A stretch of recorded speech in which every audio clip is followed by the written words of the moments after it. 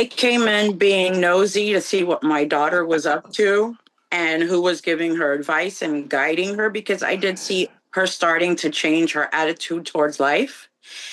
And I am so happy I should have came in with the attitude of wanting to change, but I came in with just being nosy. And it's brought me tremendous blessings. And our relationships with one another are totally different. We're respecting one another. We're talking and not yelling and fighting and trying to control everything. It's peaceful, it's playful, it's love. It's coming from my soul.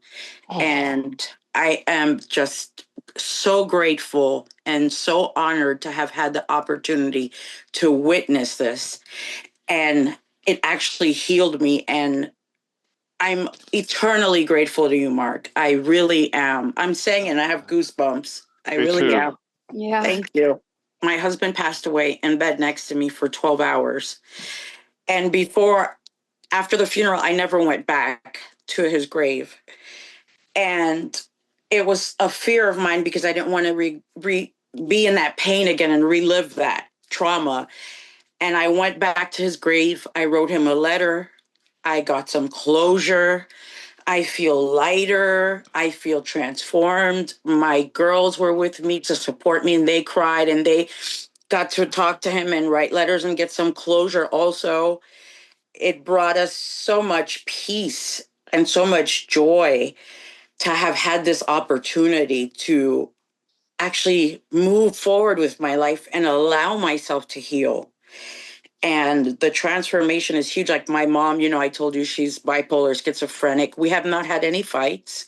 We've been at peace. We've been talking to each other about our feelings, which was something we never did. And now I'm wondering if she was even bipolar and schizophrenic to begin with, because now we're on a whole different level. And once you change, the people around you do start to change. I thought that was BS, Mark. I really didn't think that was true. Even my 8-year-old, he's taking a bath when he's supposed to. I mean, everything has just been in line ever since. And I'm just flabbergasted and so happy to have had this experience. And I'm eternally grateful to you. Seriously. I mean that from the bottom of my heart.